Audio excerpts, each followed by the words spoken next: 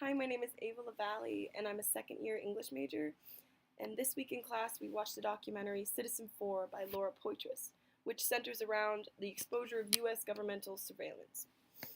The National Security Agency stands accused of monitoring phone conversations, internet searches, consumer habits, and travel plans of almost every customer of every one of the major telecommunication companies, such as AT&T and Verizon. But both of these companies are betraying the trust of their customers because they deny their compliance in this national surveillance.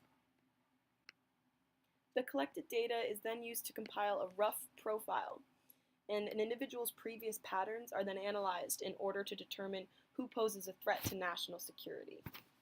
Another major theme discussed is how the state undermines the people's ability to question state authority, effectively absolving the voice of the people and the need for it. Edward Snowden explained that the fear of scrutiny is enough to limit interest in exploration. A major problem with this metadata is that it's not always accurate. The NSA can draw conclusions based off of consumer activity, and they can estimate personal interactions that an individual would have, but these are just assumptions. The NSA is effectively guesstimating. The goal of the NSA is to predict threats in order to prevent breaches in national security. But in reality, the state uses patriotism and paranoia as platforms for invading individual privacy and trust.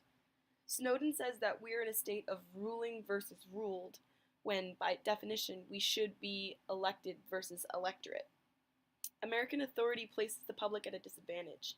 When something goes wrong, we look for easy answers, which the government can readily provide in order to undermine undesirable information and prevent certain leaks from getting out.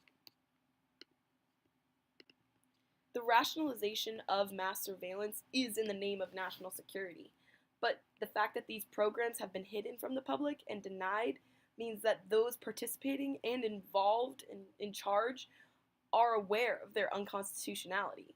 These monitoring programs enforce the notion of an ideal American consumer, because if you're not buying the right things or going to the right places, you're under suspicion. I really liked Citizenfour. I thought the movie was raw and informative.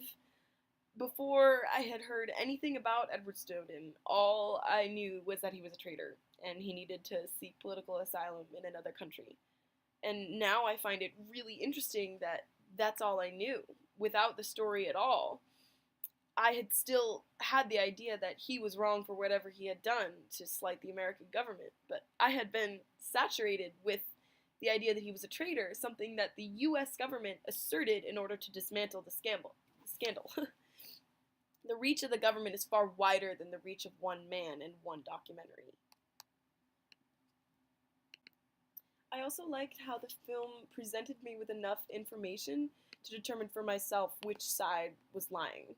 During the initial court scene, it's easy to identify the tactics that the defense lawyers were using to try and spin the situation away from the truth, which just highlights the fact that a person needs a law degree in order to avoid being taken advantage of by these major corporations.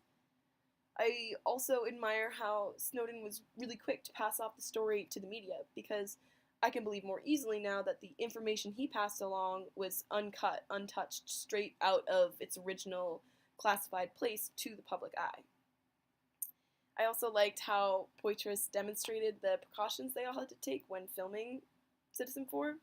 The encrypted emails, the secret rendezvous, all the filming that they had to do out of country for fear of being raided and silenced by American authorities.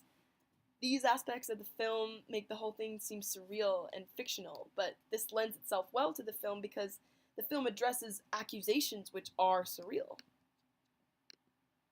Unfortunately, Citizenfour did leave me with many questions, the first of which being, as a non-threatening citizen, how much importance is placed on my data? Like, the government has asserted its right to collect my information on precautious grounds, but in reality, I am not a dangerous person, so they have no right at all. What happens to my information after it's collected? Like, who gets to use it if I'm deemed not a threat? Another question I couldn't help but think of is, if there is truly nothing that we can do to prevent this, why inform the public? If the US government has been mining data, we were unaware of it beforehand. So any implemented changes now cannot be trusted. There aren't any rules. Like, the movie leads us to believe that there's no way to truly check the powers of the American government, because the guidelines are overlooked and we're constantly lied to. The average American doesn't know how to protect their information or privacy from the very institutions which are sworn to protect them. The last thing that I didn't like about Citizen4 was how, once Edward Snowden and his role in the scandal was introduced, it very quickly became about him.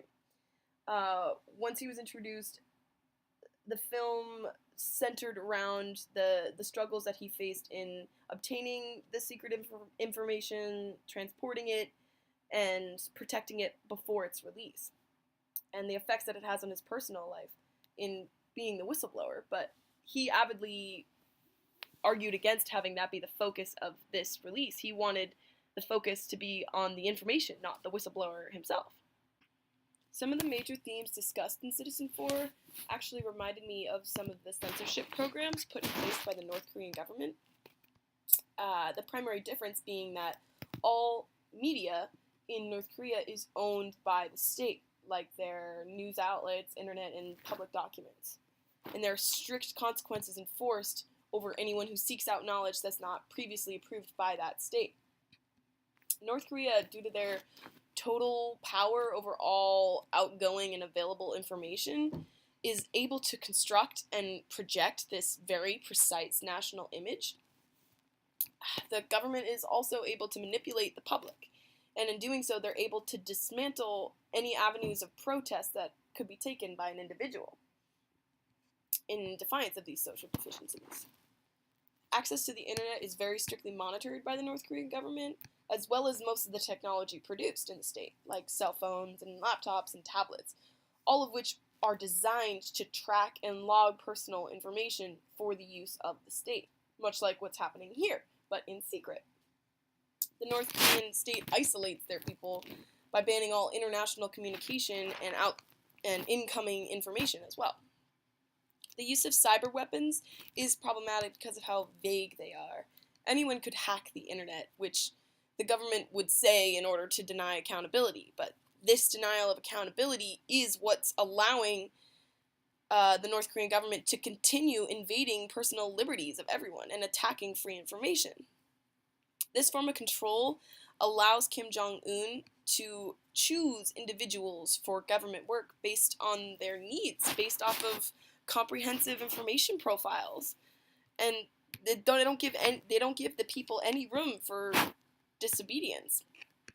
The North Korean government does not operate with any cybersecurity sanctions or guidelines, so that means that the regime can be seen as sort of a terrorism network. That concludes my Citizen4 video response. Thank you very much for watching.